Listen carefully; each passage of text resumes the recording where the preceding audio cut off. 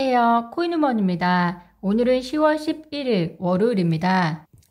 유투데이에 따르면 리플이 최근 풀스택 엔지니어 채용 공고를 게시했다고 밝혔습니다. 이미 리플 CEO 브래드 갈링하우스는 여러 채널을 통해서 리플은 극심한 약세장 속에서도 고용을 계속할 수 있을 것이라고 말해왔는데요. 이런 채용 공고는 그의 말을 다시 증빙하고 있습니다. 현재 리플의 행보는 인력 감축을 할 수밖에 없었던 다른 많은 암호화폐 회사들과 차별화되고 있는데요.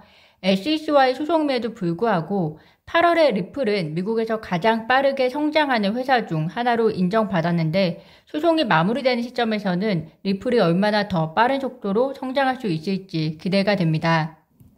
어제 코인우먼 채널에서 카르다노 설립자가 리플 소송과 관련해서 SEC 전 임원들의 비리를 연결하는 것은 위대한 음모라는 표현을 사용함으로써 현재 리플 커뮤니티와 카르다노 사이에서 진행되는 갈등에 대해서 업데이트 드렸습니다.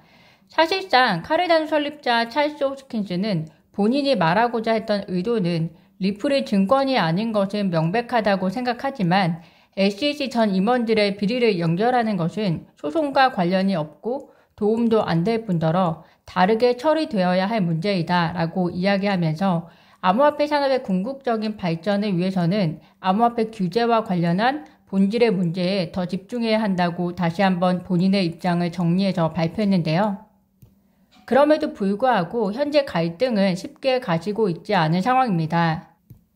이에 대해서 리플의 공동 설립자이자 전 이사장인 크리시 라센은 찰스 호스킨슨이 리플 XRP 커뮤니티와 이러한 분쟁을 겪었음에도 불구하고 찰스가 암호화폐 산업의 발전을 위해 보여준 일들에 대해서 감탄하는 이유를 다음과 같이 밝혔는데요.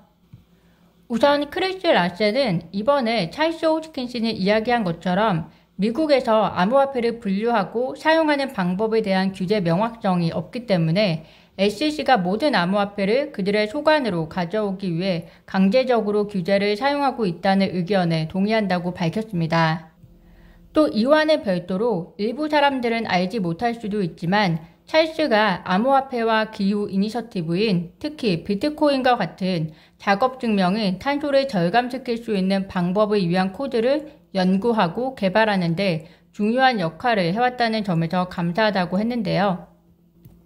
영향력 있는 사람으로서 찰스의 언행이 사실 잘했다고 할 수는 없지만 현재 SEC로부터 소송당한 당사자인 크리시 라센이 이렇게 직접 나서서 찰스를 두둔하고 있는 것은 암호화폐 산업에 대한 공동체 의식을 가진 대인배로서 할 수 있는 것이 아닌가 싶습니다.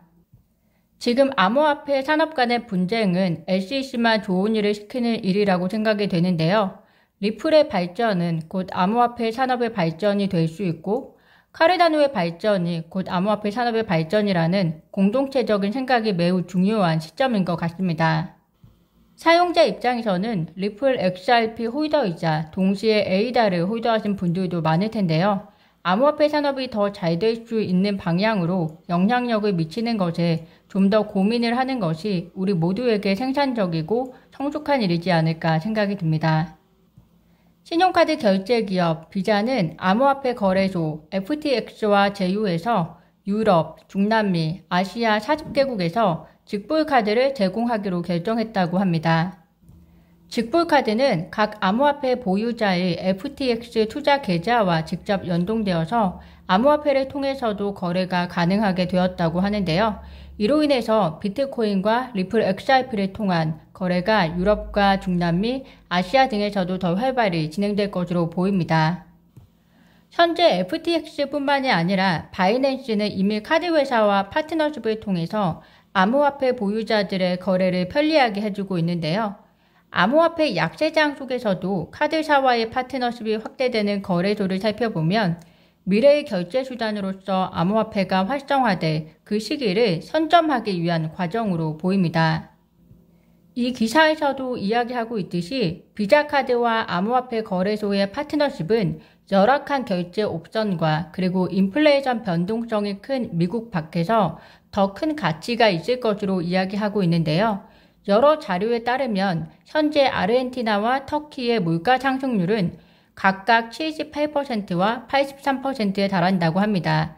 이렇게 되면 화폐로서의 가치가 매우 불안정하기 때문에 오히려 이런 곳에서는 암호화폐의 가치가 더 유용하게 활용될 수 있을 것으로 보고 있는데요. 이래도 암호화폐의 대다수를 증권으로 볼 것인가는 SEC의 판단 기준이 참 아이러니합니다.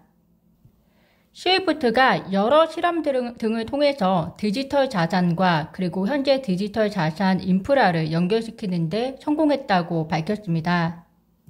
또한 스위프트는 이번 중요한 진전은 스위프트의 핵심 역량을 기반으로 CBDC와 디지털 토큰을 통해서 전 세계 200여 개 국가와 지역 간의 무역과 투자를 촉진시킬 수 있게 할 것이다 라고 이야기하고 있는데요. 스위프트 하면 리플이 스위프트를 대체할 것이다 라는 생각이 떠오를 수 있는데요. 사실 리플이 스위프트를 대체하면 좋겠다고 간절하게 생각하는 사람 중에 한 명 역시 저일 겁니다.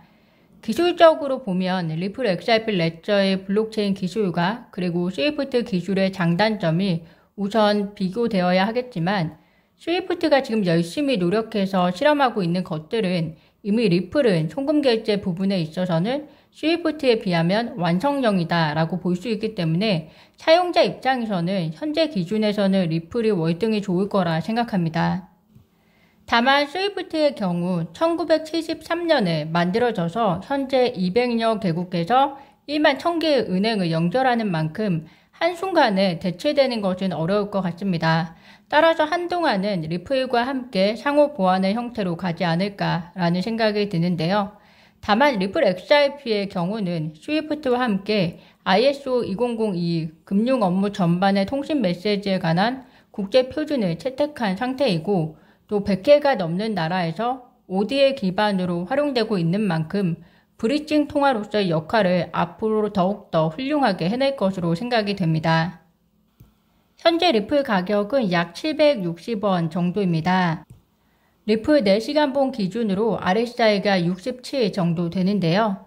이번 주 13일에 CPI가 발표되는 만큼 거시경제도 함께 모니터링 하시면서 이번 주도 성공적인 투자 되시기를 기원합니다.